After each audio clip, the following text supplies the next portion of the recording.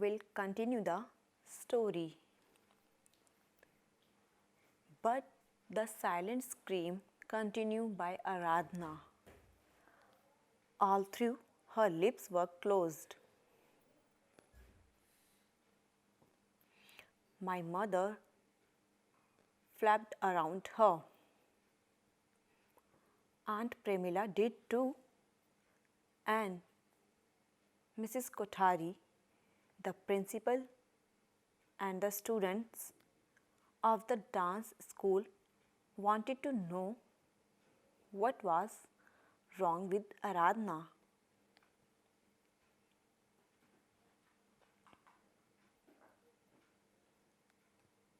Aradhana freed herself from my embrace. She stared at Aunt Pramila and she asked Dadima, "Is it true? Is it? Is what true, child?" My grandmother fluttered, her eyes full of, all right, my grandmother trembled.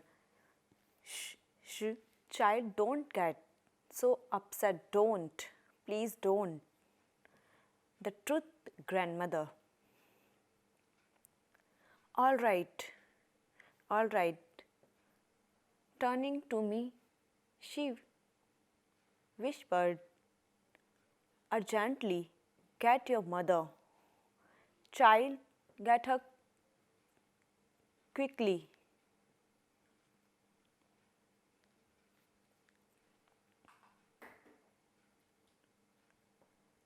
Aradhana shouldered my way through the crowd of silence onlookers. When I reached the door, I heard my sister's voice, torn with grief. "Leave me alone. Leave me alone of all of you. Oh, why don't you leave me alone?"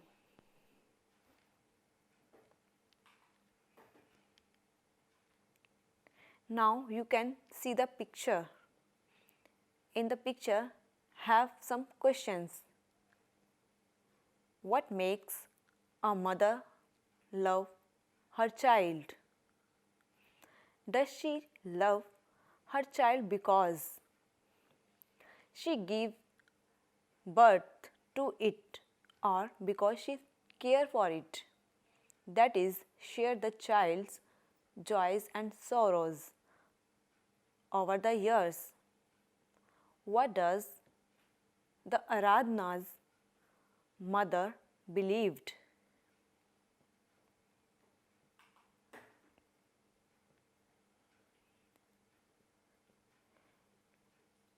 Within seconds, I returned with my mother to the make-up room. But Aradhana was not there. "Where is she?" she asked my mother. "What happened? What's the problem?"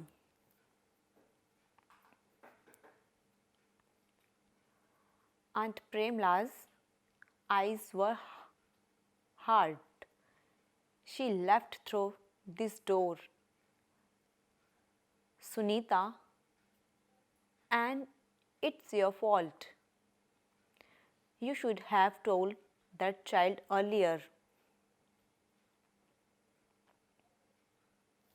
Pramila, said my mother in a voice that made my flesh creep.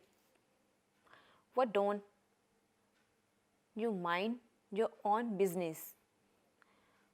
For heaven's sake, how could you tell her now? Before you inform to me?"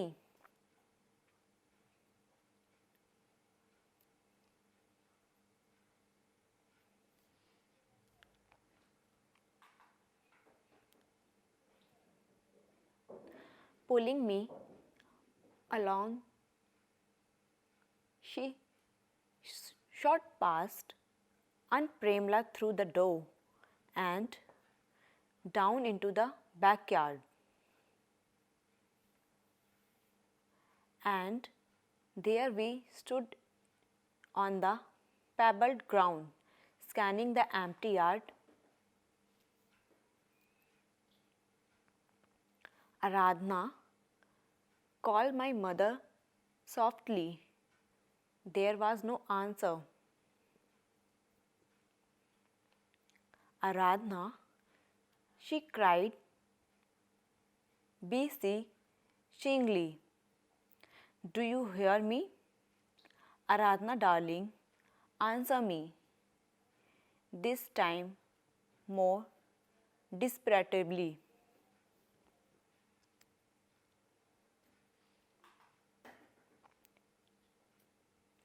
I turned and started walking in a daze. When suddenly I heard a muffled cry followed by another cry, fierce, full of hate.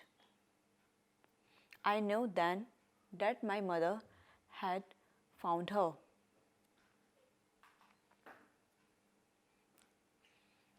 They stood under a peepal tree, facing each other. My sister, tall, broad shouldered, was looking down at my mother.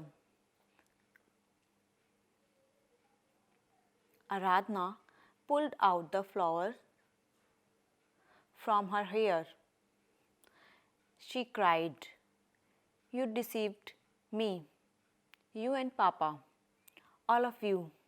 I hate you.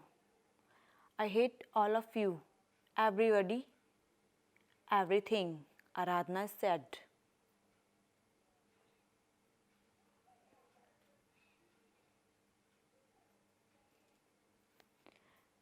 You and Papa, all of you hate me.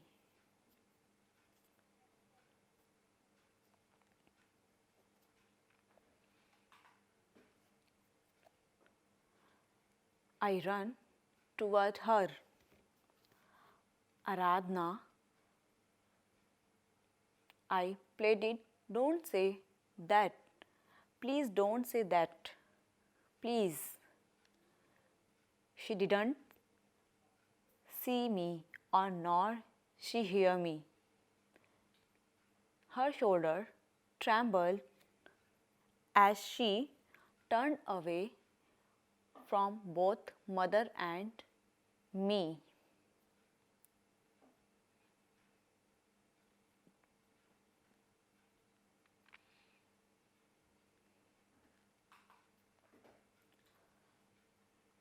Aradhna, my mother said quietly, we love you. My child, we love you. And believe me, we will always love you. You are our child for almost 18 years. I have laughed with you. I have cried with you.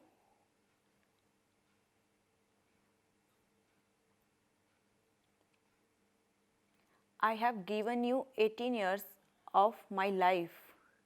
Don't you think that count more than being carried 9 months inside my womb? Tell me, dear.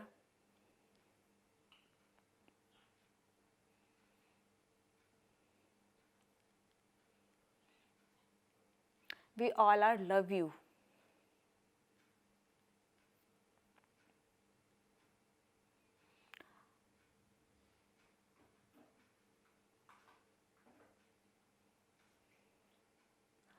But I know, said my mother quietly, and Papa and Simmi know.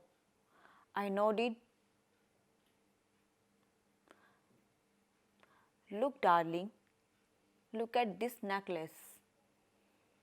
Papa and I bought it for you. We want you to wear it today. This is just one of telling you how much we love you, how much we care you.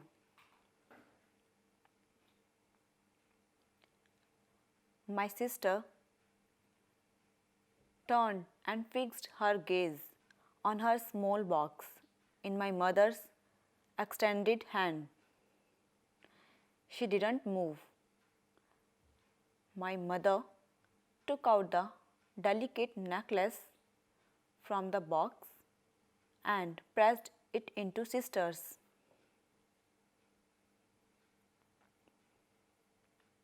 Don't you feel my love for you, Aradhana? Can't you feel it?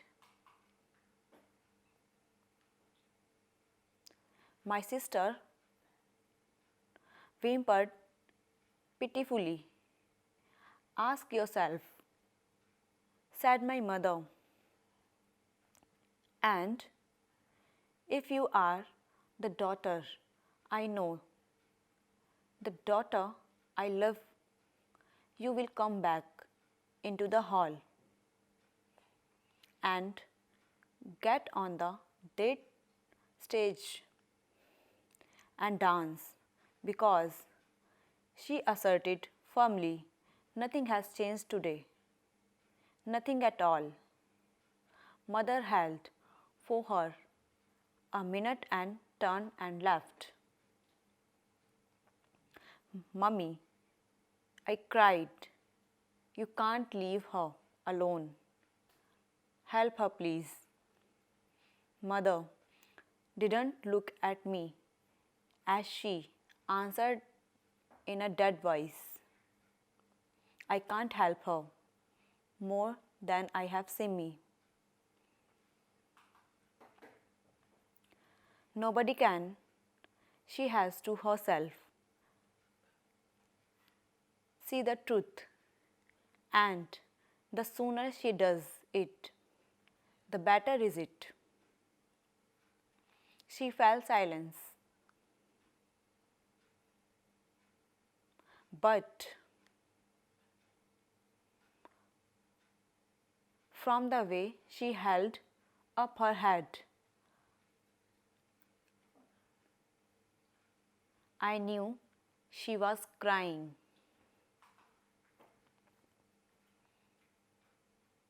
Now, some questions.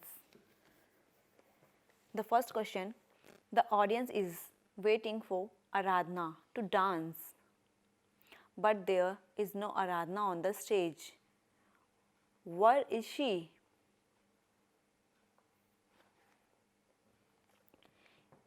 Is she hiding? Is she sad, hurt, or angry? Does she dance? Now we'll explain the story continue. Did she like the necklace? Asked my father as we slipped back into our seat. My mother nodded. The light dimmed and the announcer asked Srimati Kamala Devi to address the audience.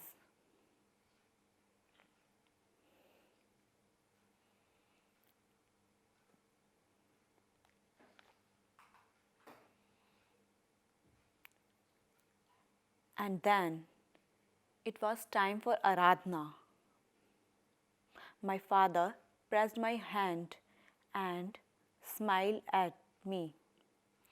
I did not look up. What's wrong? She suddenly asked me. Is something the matter? Nothing, I managed to say. Nothing.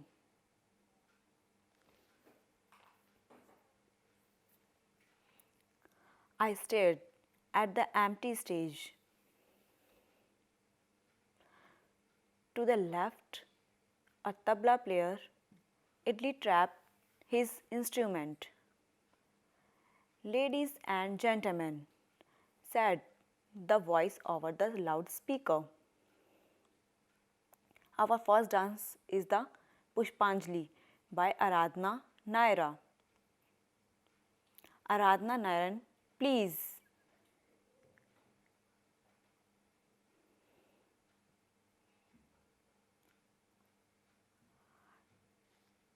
Please come on the stage.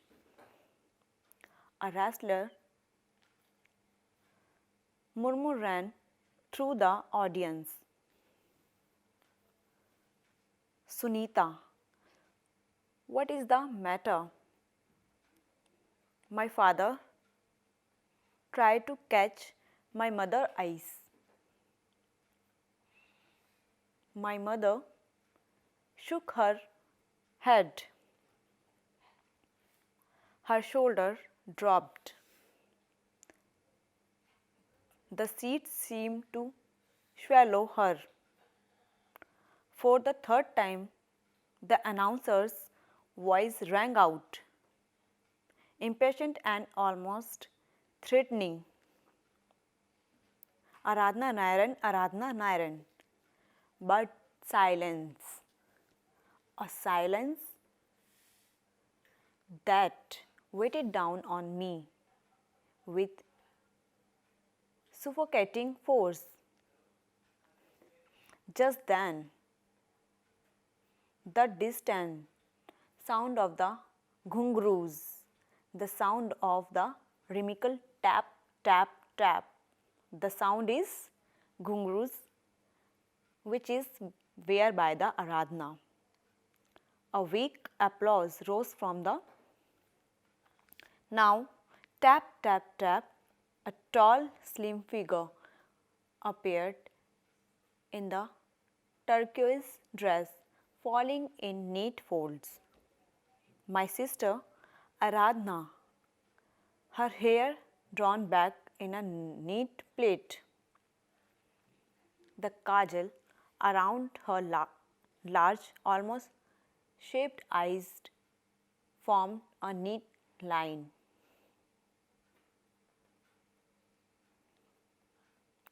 It's so very beautiful to show to all.